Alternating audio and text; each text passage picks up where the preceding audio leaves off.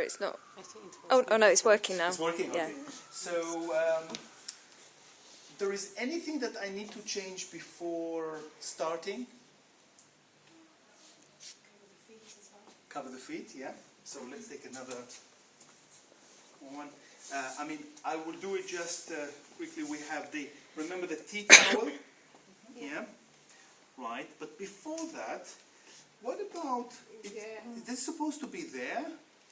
Where is supposed to be the pillow Well, when you're facing up? You normally have it somewhere around the knee area, so you get Yeah. a nice angle like that. So you actually have to move it, yeah? So it's not going to be in here, like we had facing down, but now it's around the knee, yeah? It has to be around the knee. And you can try to do it the opposite and feel how it is. It will just overstretch your knees, yeah? So we'll do that. And again, you do the same trick, lifting it up. Great. Anything else? You can remove the head this because it's a bit in your way if you want to be there. Kind of hard, isn't it? So you take it away. Underneath the table. Yeah? Make sure that it's underneath the table and not anywhere else. Because you need to kind of keep the station in a reasonable, good position. Anything else? But it depends. Some patients might want a pillow under the head, some don't. So you might want to ask. So some people, can I have a pillow and a towel also? Okay. I'll show you some differences. Okay. Let's have a pillow. Yeah. Good. How does it feel? It's like ready to sleep. Decide how is the position, and it's a bit too much. Do you see? So some people would really need it. Some would need even 2 pillows. Some would not. But what happened if I need to massage? Come the camera together I was with. going to say that. So it's kind of on the way. Do you see it? Yeah. So at times you can do that. Sorry? I was going to say even that towel is a little bit big. If you have a hand towel and you fold it to a smaller square, where obviously the head can rest comfortably, then you have complete clear access to this area. So what you're doing is you're taking that pillow, lift your head, put it there, put it down, but you don't put it on the edge. Do you see that now I have space to work on? Yeah. So you can do that. It's still kind of comfortable. So it depends. Sometimes you can do that with a pillow while you're working in other areas. And then when you want to work on the neck, you would need to change it. Yeah? It's always handy to have also in your massage bag a hair collecting band. So I have plenty if you need. So help yourself because it would make it comfortable. But anyhow, Vilda doesn't need it. Yeah? So we're going to take this off. But please remember, and at times you would need it. Good.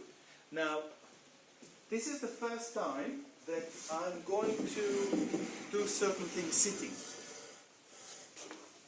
Yeah? Because it's very comfortable. Now, sometimes the problem in sitting is that your knee is getting on the way and you need to kind of come closer to. So what you can do is get your legs a little bit apart, so then you're coming to be closer. It's nice to do it sitting because you can rest your legs, you can vary the movement, and also you are a lot more supported. When I work sitting, I have my hands a lot of the time supported on the table, and then really just finding myself massaging very easily to whatever is just around, yeah? So I'll be here, I'll put my hands underneath, and then I'm ready to massage the erectospinae muscles underneath, but very easily, rather than doing it that way or this way. You know, try to be as easy as you can. Yeah. Can I put the straps on the side? Yeah, thank you. So now I will do something quite similar to diamond effleurage. Okay. So you're taking it down, outside, and then all the way to the head. And again, down. Here I have a lot of space. Maybe the camera should come maybe a little bit more above, yes? Yep. Yeah, there. Then here is kind of only the tip of the fingers. And then up on the suboccipital, I'm giving nice traction to the spine and actually put my back backward and I can stretch it. As we go around. Can you do any damage with that stretch? If you have people with neck problems, severe neck problems, yes, you can. But if you take a case history and you would be comfortable with, then it's okay. So you're cupping your hands underneath? I'm cupping my hands underneath and then stretching. Okay, so again, down. You can go a little bit to the hand, to the arms, you know, and then all the way up. Good. Then I can come back into standing, and then remember that we did the three approaches to massage when you're massaging the shoulder. One approach was opposite side, one approach was from the same side, and one approach was from above. So you do basically the same. So you can start by doing kind of effleurage. Okay. It's really nice, really long. One hand after the other one. It's really nice and dancing.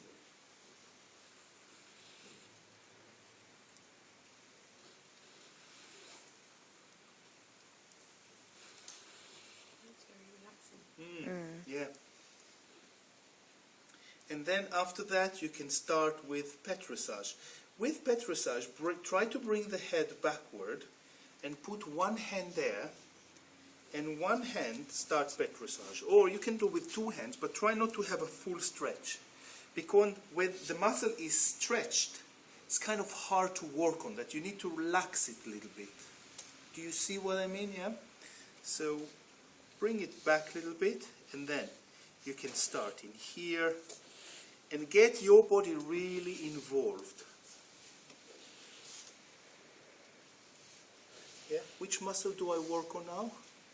Trapezius. Trapezius, and maybe levator scapula here on the middle side more. And then you're working on the erector spinae and the suboccipital area. Yeah? What do you think would be better? To work this way or to work that way? Why? You're right, why? Yes.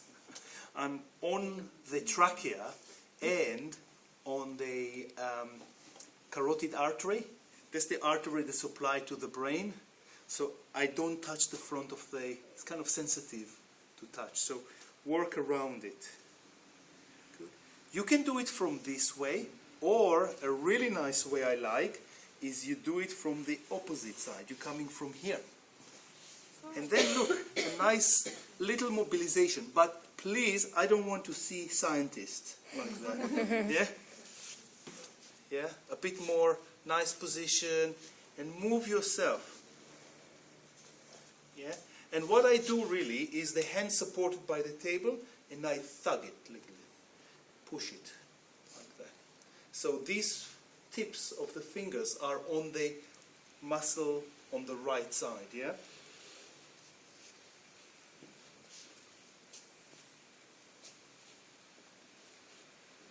Good. So I'll show you that technique. Yeah? This one. You can do kind of a nice stretch into that area just by taking the shoulder and pushing it down. Not down toward the table, but down toward that direction. Yeah?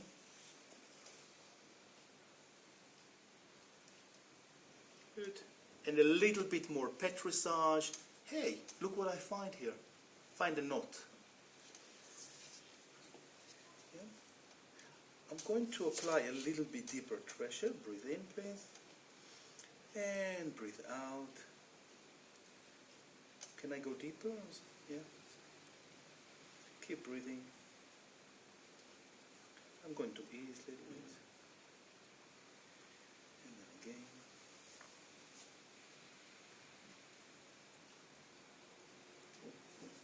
And then I do a little bit of more circulation, circular friction around.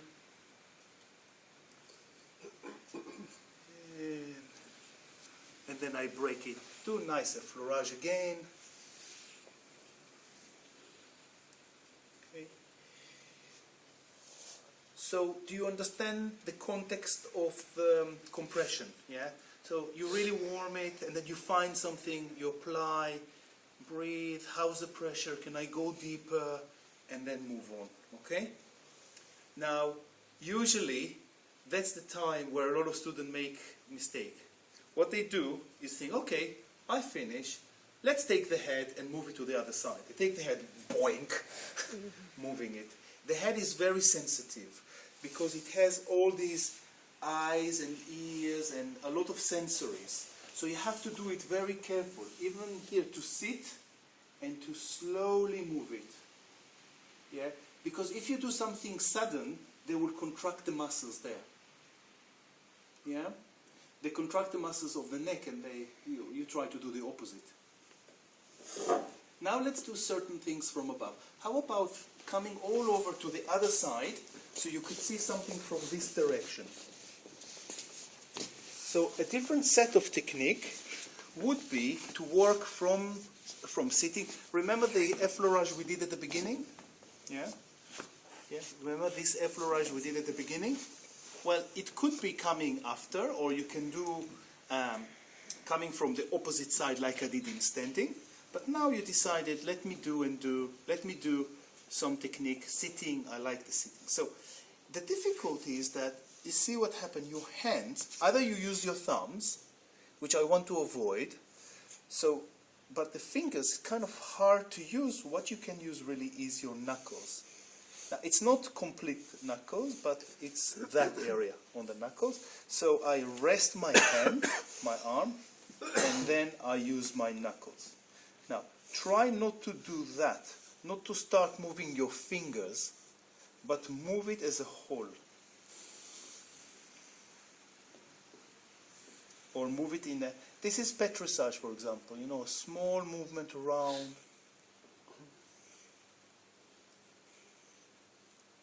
Now, if I want to work higher, look what happened to my elbows. Why do I move the elbow? Support, yeah. Better position. It's a better position because I don't want to use my wrist joint. You see the wrist joint? Again, a very delicate joint. I prefer to actually work with my whole body. Or even better, to come onto the side, yeah, like that, and then move my wrist, and so the wrist stays kind of neutral. You know, I don't want to do that. I want to really move my body so that the wrist is protected. One hand kind of hold the head so it doesn't move.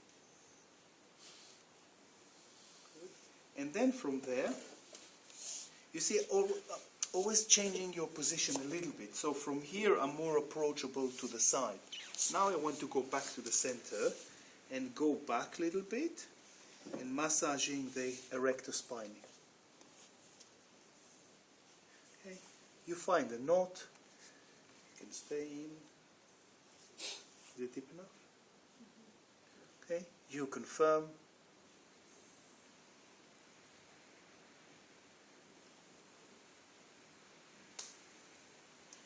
You're easing, almost superficial, go back, another circulatory compression.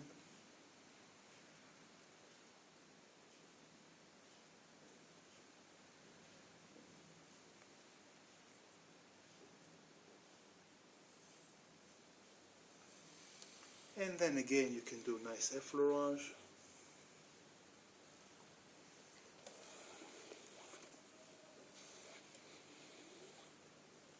Yes?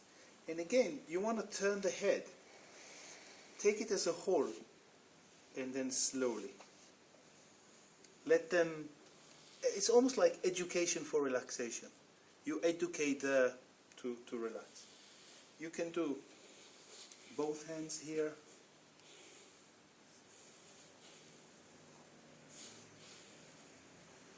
Again, don't move the fingers separately, but the whole hand as a whole. Is it for the same reason as not using the thumbs? Yeah. Okay. Yeah. I just wonder why. Yeah, exactly. Yeah, it's more strain on the fingers. You can use it as like one unit. Yeah. It's better. Yeah, would be nice to just cradle the head nicely and very slow traction.